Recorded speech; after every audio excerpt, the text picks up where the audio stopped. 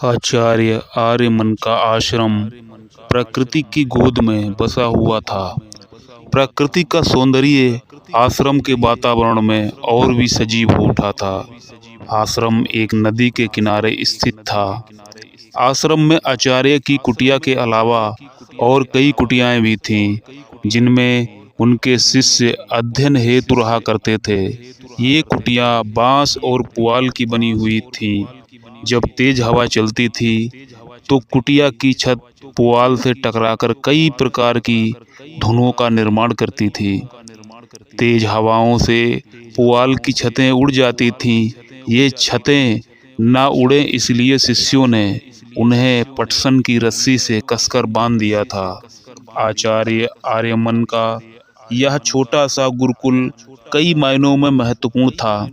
यह आचार्य अपने शिष्यों को शिक्षा अर्जन के साथ विद्या अध्ययन भी कराते थे। भगवत आस्था और विश्वास को जगाने के लिए उन्होंने उनके चित्त के परिमार्जन एवं परिष्कार की व्यवस्था भी की हुई थी। इसलिए उन्होंने अपने सभी शिष्यों के लिए अलग अलग तरह के साधन विद्वान ढूंढ निकाले थे, जिन्हें अपनाने को शिष्यों को प्रेषित किया करते थे। एक दिन जब उनके मित्र आचार्य प्रद्युम्न ने इस विषय में पूछा तो उन्होंने उत्तर दिया, जब तक चित्त अशुद्ध है तब तक ना तो यथार्थ ज्ञान का उदय होता है और ना ही यथार्थ भक्ति का। ज्ञान के नाम पर केवल शब्द विचार एवं तर्क का आडंबर ही संभव होता है और भाव के नाम पर केवल आवेग उभरते हैं। इन्हें ही ज्ञान एवं भक्ति मानकर संतोष कर लेते हैं, जबकि यथार्थ स्थिति में तो भेद विचार तर्क एवं भावों में होता है।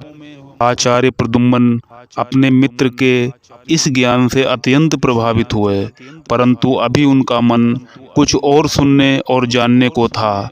अपने मित्र के मन की जिज्ञासा को भांपकर आचार्य आर्यमन ने कहा, मित्र, जब साधक अपनी साधना की डगर पर चलते हुए चित्त शुद्ध की दिशा में बढ़ता है तो उसमें सहज ही शुद्ध भाव अंकुरित होते हैं और साथ ही उदय होते हैं।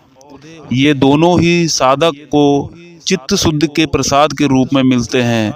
अतः मैं अपने शिष्यों को चित्त शुद्धि के लिए उनके अनुरूप साधना में नियोजित कर देता हूँ, ताकि उनके व्यक्तित्व का विकास हो सके। आचार्य प्रद्युम्न ने कहा, हे मित्र, यह तो आपके गुरुकुल के आकर्षण का केंद्र बिंदु है, परंतु आज मेरे आगमन का कारण मात्र मेरी इसी जिज्ञासा का समाधान करना ना था, बल्कि आपकी उस ईश्वर संबंधी परिचर्चा को सुनना भी था जो आज आप आस्तिक एवं नास्तिक जैसे गूढ़ विषयों के परिवेश में करने वाले हैं। मुझे लगता है कि आप सभी विद्यार्थी इस हेतु अपनी प्रतीक्षा कर रहे हैं।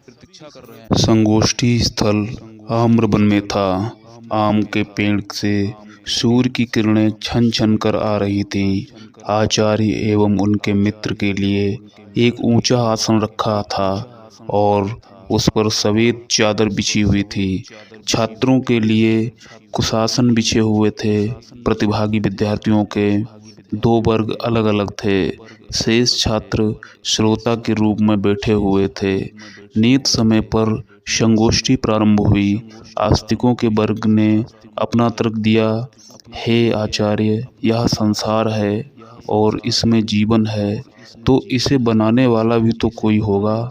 जैसे यदि हमारे सामने घड़ा रखा है तो इसे बनाने वाला कुम्हार भी चाहिए।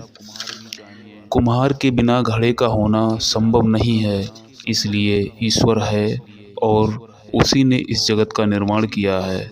आस्तिक वर्ग ने अपने तर्कों के पिटारे से एक और तर्क निकाला और बोले, हे आचार्य, जगत है तो किसी खास प्रयोजन के लिए जगत में प्रयोजन दिखाई पड़ता है। यह प्रयोजनहीन मालूम नहीं पड़ता।